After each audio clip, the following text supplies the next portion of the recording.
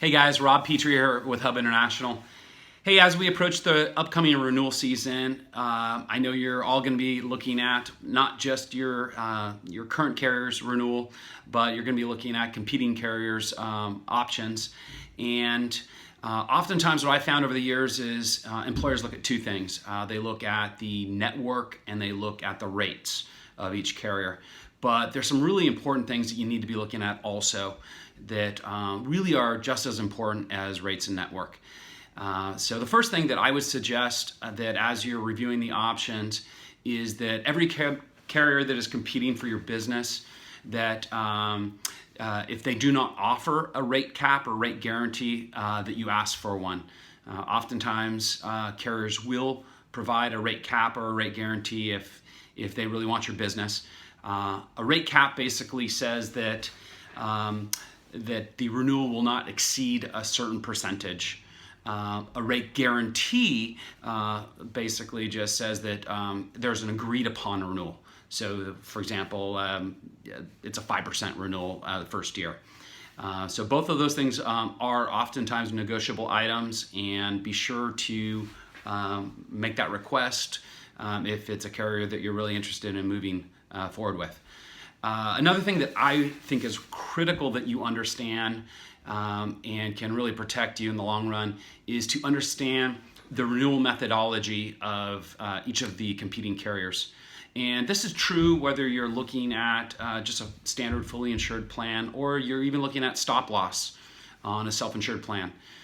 So you need to understand how the carriers are actually going to generate your renewal, both the first year and subsequent renewals. So some carriers have what they call community rated.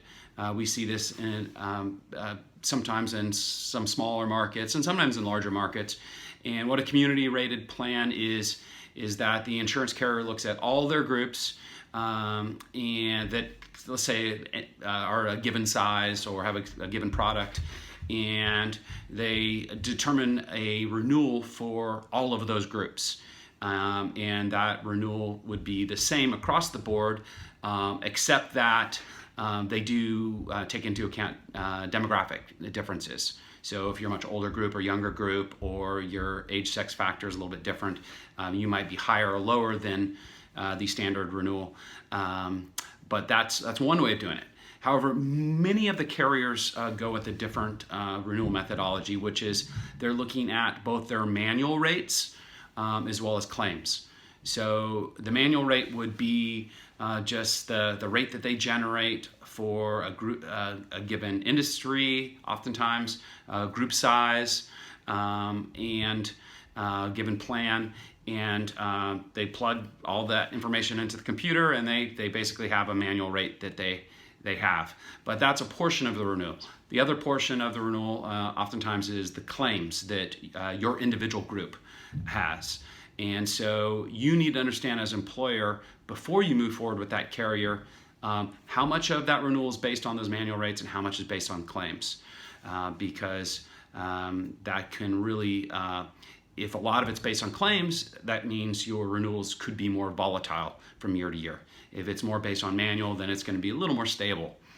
So that's really important to understand. Another thing that I think is critical to understand is how the different tiered systems that many of the carriers base their renewals work on. And for example, many of the carriers, if you have between 100 and 250 or 300 employees, have just a standard renewal that they put out to all their groups with, of course, demographic adjustments. But let's just say all the groups get a 9.9% increase. That would be called their Tier 1 renewal. However, they also, if a group has very high claims, then it may fall into the Tier 2. And that Tier 2 may have 35 to 40% rate increases. And so it's really important to understand that. Some carriers, if you have one high loss year, will immediately move you to a 2-tier level, and you get that 35-40% rate increase. Other carriers will give you 2 years, So if you have 2 high claim years in a row, then you get the second tier. So it's really important to understand that. I had a client many years ago that were looking at a very attractive proposal from a health insurance carrier, but I explained to them that they operated on a 1-year method, and if they had 1 hot year in claims, they would get the tier 2 renewal.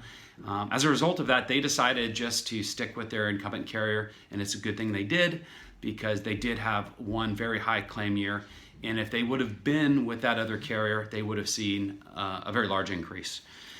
So important things to just look at. Again, there's a lot of other factors you need to be looking at before you make a change, but these are just a couple of the big ones in the financial arena that you need to consider. Hope that helps, and we'll talk later. Thanks.